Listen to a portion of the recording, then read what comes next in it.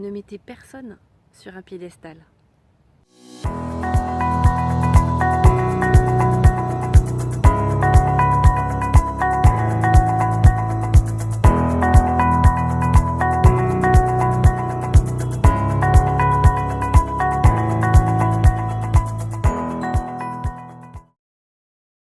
Et cette vidéo rejoint dans un ton peut-être un peu plus doux ma fameuse vidéo « Méfiez-vous des gens spirituels » qui va un petit peu dans le même sens. En tout cas une autre façon d'aborder ce thème-là qui est de ne pas mettre les gens sur un piédestal. Et ce qui se passe en ce moment pour moi, et ce que j'appelle très drôle, moi je trouve ça drôle, c'est que il y a des personnes que moi j'avais tendance à mettre sur un piédestal, en tout cas que j'estimais être plus éveillé que moi, avoir un plus haut niveau de conscience que moi, en fait, plus avancé sur le chemin de la vie, on va dire, qui ont plus d'expérience aussi parce qu'elles sont plus âgées. Et ces personnes-là, très étrangement, eh bien, je me retrouve à les conseiller, à les accompagner et à les écouter, à les soutenir d'une certaine façon.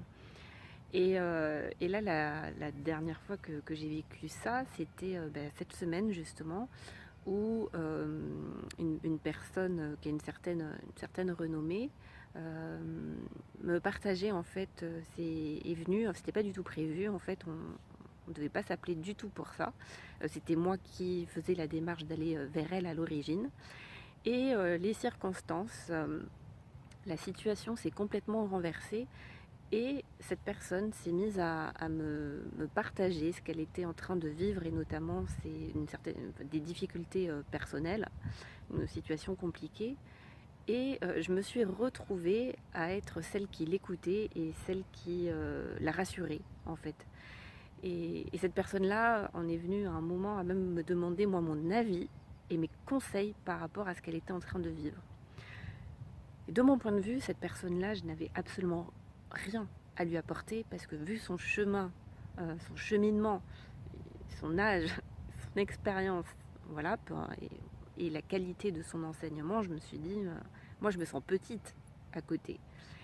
Et, et du coup, je me suis retrouvée à lui dire certaines choses.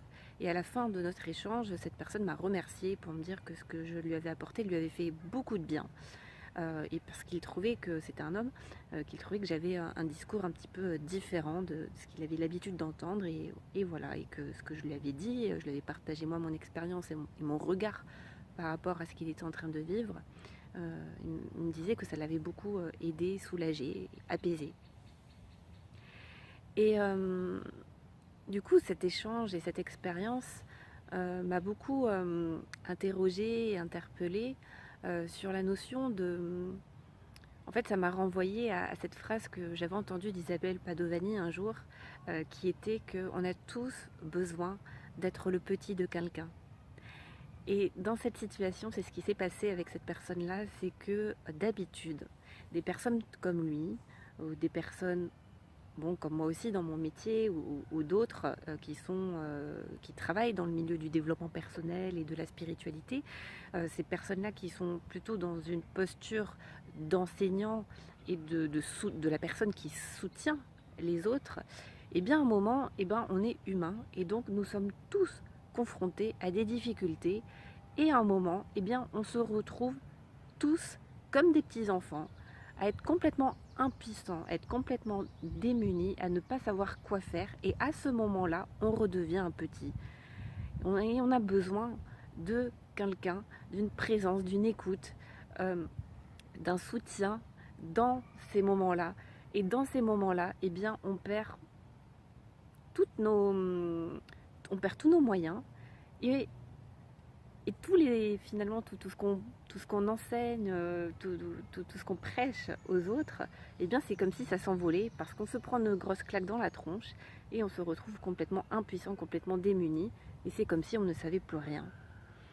Et je trouve que, et c'est ce que je disais à cette personne-là, je lui dis, je trouve que moi, de mon point de vue, je trouve que c'est super ce qui t'arrive, parce que, en fait, quand on a, toi et moi, cette posture-là, ou plutôt en tout cas, on a choisi cette mission, ou on nous l'a donnée, peu importe comment on voit les choses, cette mission d'inspirer les autres et d'être un certain modèle pour les autres, eh bien, on ne peut pas être un modèle et inspirant pour les autres, on ne peut pas guider les autres sur un chemin que nous, on n'a pas fait nous-mêmes. Et je disais, là, ce qui est en train de se passer, c'est super, même si c'est douloureux maintenant, mais parce qu'en fait, tu es en train de passer un palier dans ton enseignement, et ce que tu es en train de vivre, là, c'est dur.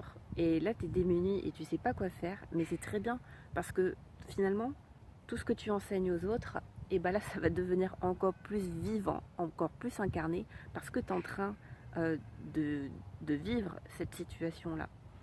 Et la vie, pour moi, c'est un cadeau qu'elle te fait en te proposant de vivre cette expérience-là pour que tu puisses ensuite apporter une autre dimension à ton enseignement. Peut-être enfin c'est pas peut-être, pour moi j'en suis sûre, que suite à cette épreuve-là, eh bien son expérience sera enrichie, grandie, sa sagesse aura grandi, j'en suis persuadée. Et de toute façon, je lui apprends rien en lui disant ça. Et d'ailleurs, notre échange était hyper intéressant parce que finalement, je ne lui apprenais rien. Tout ce que je lui dis, il le sait. Mais on a tous besoin d'avoir une personne qui nous permette de prendre de la hauteur, peu importe notre niveau de conscience, peu importe notre niveau d'éveil. Quand on se prend une grosse claque, et bien on se prend une claque. Et on se retrouve tous par terre. Et d'ailleurs, j'adore la phrase de Franck Lobvé qui dit « On a beau être l'être le plus éveillé du monde, avoir le plus haut degré de niveau de spiritualité, le téléphone peut toujours sonner. » Le téléphone peut toujours sonner, ça veut dire le téléphone peut toujours sonner. Un jour, quelqu'un peut t'appeler et te dire « Voilà, ton enfant est mort d'un accident. » Et là, t'as beau être le plus éveillé du monde, et ben là tu te retrouves juste au statut d'être humain. Ta vie est complètement ruinée, t'es complètement à terre. Et là, ta sagesse, ta philosophie, ton degré d'éveil, entre guillemets, à ce moment-là, il ne sert à rien. T'es juste redevenu pleinement humain.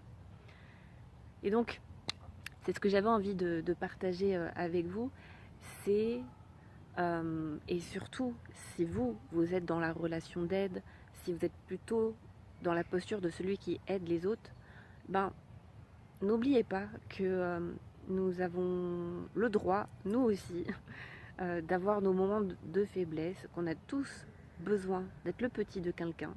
On n'est jamais arrivé. Et pour moi, c'est aussi une grande leçon d'humilité, là, ce qui s'est passé avec cette personne-là, pour lui comme pour moi, de nous rappeler que voilà, nous sommes humains avant n'importe quelle autre étiquette, et que on a tous nos défis et on a tous besoin d'être accompagnés, tous besoin d'être soutenus, on a tous besoin d'être le petit de quelqu'un. Voilà, pas grand chose à rajouter de plus, j'avais juste envie de faire ce partage là avec vous. Je vous souhaite une très bonne journée et je vous dis à très bientôt pour une prochaine vidéo.